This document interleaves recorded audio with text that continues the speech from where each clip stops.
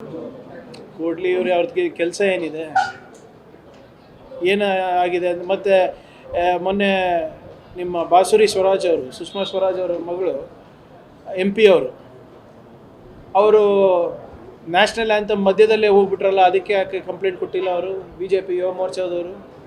ಇವ್ರ ಹತ್ರ ನಮಗೆ ದೇಶಭಕ್ತಿ ಸರ್ಟಿಫಿಕೇಟ್ ಬೇಕಾಗಿಲ್ಲ ಅಪ್ಪ. ಯಾರು ದೇಶಕ್ಕೆ ಹೋರಾಟ ಮಾಡಿಲ್ಲ, ಯಾವ ಸಂಸ್ಥೆಗಳು ನಮ್ಮ ಬಾವುಟ 52 ವರ್ಷ ಹಾರಿಸೇ ಇಲ್ಲ, ಅವರಿಂದ ನಮಗೆ ಕಲಿಯೋದು ಏನೂ ಇಲ್ಲ.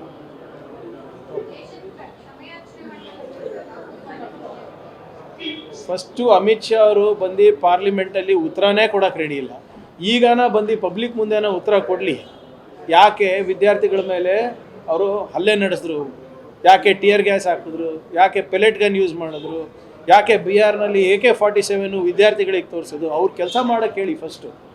ಸುಮ್ಮನೆ ಇರಲಾರ್ದ ವಿಷಯಗಳೆಲ್ಲ ಇವರು ಅಟೆನ್ಷನ್ ಡೈವರ್ಷನ್ಗೆ ಅಷ್ಟೇ ಇದು ಮಾಡ್ತಾ ಇರೋದೇ ಹೊರತು ಇದರಲ್ಲಿ ಯಾವುದೇ ರೀತಿಯಾದಂಥ ಸಬ್ಸ್ಟೆನ್ಸ್ ಇಲ್ಲ ಅವ್ರ ಹತ್ರ. ಹಾಗಿದ್ರೆ ಅವರು ರಾಜೀನಾಮೆ ಕೊಡೋವರೆಗೂ ಪರಿಷತ್ತು ಮತ್ತೆ ಹೌಸ್ ನಡೆಯಲ್ಲ ಅಂತ BJP. ನೋಡೋಣ, ಇನ್ನು ಅರ್ಧ ಗಂಟೆ ಗೊತ್ತೇ ಆಗುತ್ತೆ. BJP ಅವರಿಗೆ ಇದ್ರ ಬಗ್ಗೆ ಮಾತಾಡೋ ನೈತಿಕತೆಯೇ ಇಲ್ಲ.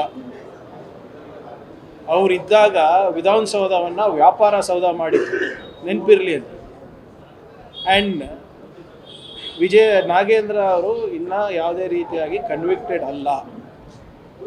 ಯಾವಾಗ ಸರ್ಕಾರಕ್ಕೆ ಮುಜುಗರ ಆಗ್ತಾ ಇದೆ ಅಂತ ಅವರು ರಾಜೀನಾಮೆ ಕೊಟ್ಟು we had accepted it, voluntary ಅವರೇ ಕೊಟ್ಟಿದ್ದು. ಈಗಾಗಲೇ ಕ್ಲೀನ್ ಚಿಟ್ ಸಿಕ್ಕಿದೆ ಅಲ್ಲಿ CID ಅಂತ. ಇವರು ಇವತ್ತು ಬರದ ಬಗ್ಗೆ ಚರ್ಚೆ ಮಾಡೋಕ್ಕೆ ಇಷ್ಟ ಇಲ್ಲ, ರೈತರ ಬಗ್ಗೆ ಚರ್ಚೆ ಮಾಡೋಕ್ಕೆ ಇಷ್ಟ ಇಲ್ಲ, ಕೇಂದ್ರ ಸರ್ಕಾರ ರಾಜ್ಯ ಸರ್ಕಾರಕ್ಕೆ ಏನು ನೆರವು ಕೊಡ್ಬೋದಾಗಿದೆ ಅದ್ರ ಬಗ್ಗೆ ಚರ್ಚೆ ಮಾಡೋಕ್ಕೆ ರೆಡಿ ಇಲ್ಲ. ಸೊ ಬೇಸಿಕಲಿ ಕೇಂದ್ರ ಸರ್ಕಾರದ ಏನು ಇಶ್ಯೂಗಳನ್ನು ಮುಚ್ಚಾಕ್ಲಿಕ್ಕೆ ಇವತ್ತು ಇವರು ಇದು ಇಶ್ಯೂಗಳು ತರ್ತಾ ಇರೋದು. ಕೇಂದ್ರ ಸರ್ಕಾರದ ಕ್ಯಾಬಿನೆಟ್ ಪುನಾರಚನೆ ಆಗೋದು ಅದು ಅವ್ರಿಗೆ ಬಿಟ್ಟಂಥ ವಿಚಾರ.